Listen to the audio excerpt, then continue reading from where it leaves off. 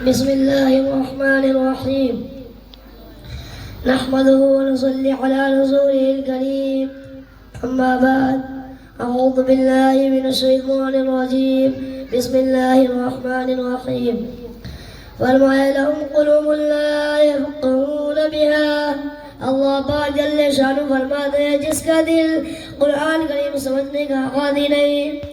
لهم قلوب لا يفقهون بها جس کا دل قرآن سمجھنے کے لیے تیار نہیں وَلَهُمْ أَعْيُنٌ لَا يُبْصِرُونَ بِهَا جس کا کان اللہ کا قرآن سننے کے لیے تیار نہیں أَمْ لَهُمْ آذَانٌ لَا يَسْمَعُونَ بِهَا جس کا کان خدا کا قرآن سننے کے لیے تیار نہیں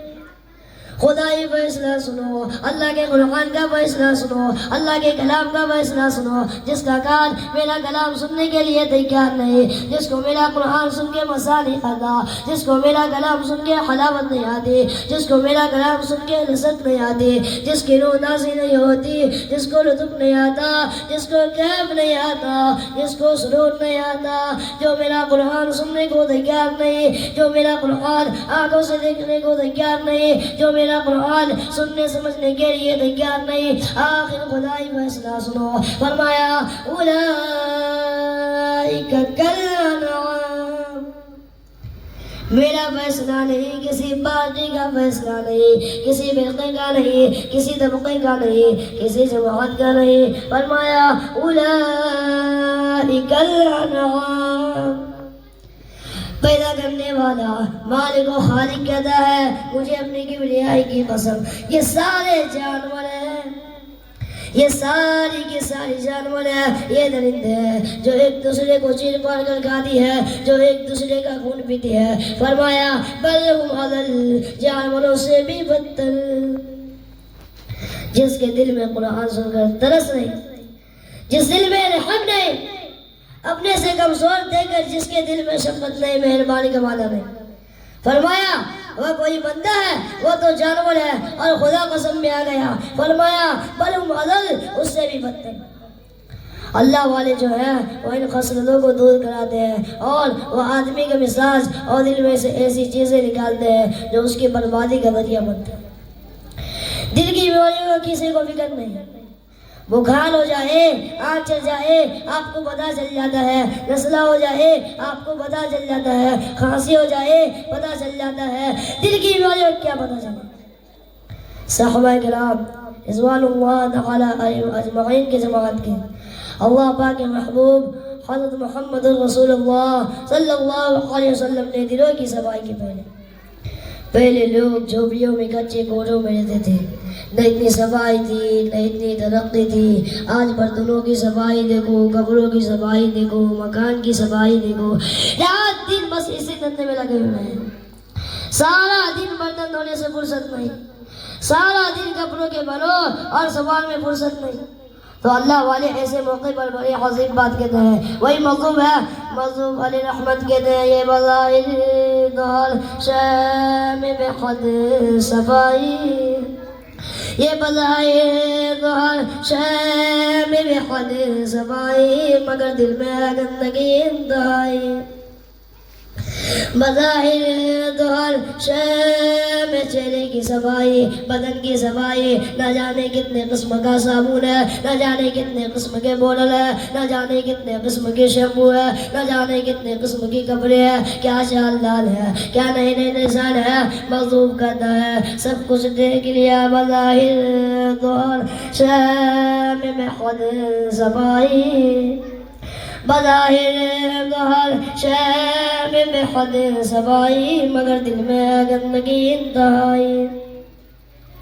جس یار کی بیٹھک میں بیٹھ کے کھانا کھایا جس رشتے دار کی بیٹھک میں بیٹھ کے کھانا کھایا اسی کی بہن کو دیکھ کر آبرو پر ڈاکہ ڈالنے کا پروگرام ہے جس دوست کے گھر میں بیٹھ کے کھانا کھایا اسی دوست کی بیوی کی عزت کرنے کا پروگرام ہے پرانے زمانے میں اب بھی دلی جیسے شہر میں اور کوئی دعوت کی جاتی ہے تو وہاں ایک تشریح میں نمک آتا ہے سب سے پہلے عالم میں بھی دستور تھا پرانے زمانے میں اور کوئی دعوت کرتا کوئی تقریب کرتا سب سے پہلے نمک آتا تھا ایک ایک انگلی ہر شخص نمک چاٹتا تھا کیا مطلب جس نے نمک چاٹ لیا اب وہ نمک کھانے میں نہیں بنے گا اس گھر میں چوری کرنا، اس گھر کی آبرو کا غلط تصور لانا، اس گھر کی مال میں خیانت کرنا وہ حرام سمجھتا تھا۔ جس گھر کا میں نے وقت چکھ لیا اور مسلمانوں کی بات نہیں، ہندو کی بھی کی بات تھی کہ مولانا محمد علی صاحب درندی سبقت رحمت اللہ علیہ فرمایا کرتے تھے کہ ایک سکہ بہت بڑا رکھو۔ مسلمان اور ہندو مل کر اس کو ساتھ ملا کر لے گئے۔ یہاں اس گاؤں میں، اس پنڈ میں ڈاکہ ڈالے سفر کر کے گئے، تکلیف اٹھا کے گئے۔ وہ سکھ ڈاکوں نے پوچھ لیا کہ کون سا گاؤں ہے، کہ فلانا ہے۔ کہا کہ اچھا، سارے کے سارے یہ تلاش کرو، یہ سوچ وچار کرو اپنے پنڈ کی، اپنے علاقے کی، کسی مسلمان کی، کسی ہندو کی، کسی سکھ کی، کسی چمار کی، اس گاؤں میں لڑکی تو نہیں۔ ہمارے یہاں سے کوئی لڑکی تو شادی ہو گئی یا نہیں آئی ہے؟ ان سالوں میں سے ایک کہنے لگا ہمارے بھنگی کی لڑکی جمعدار کے یہاں آئی ہوئی ہے۔ کہنے لگا واپس چلو، بیٹی بیٹی ہے، چاہے بھنگی کی ہو یا نواب کی ہو۔ ارے کل بیٹے کا ڈلا دیا تھا، آج داغا ڈالیں گے، شرم نہیں آئیں گے؟ آج وہ تصور کہاں چلے گئے؟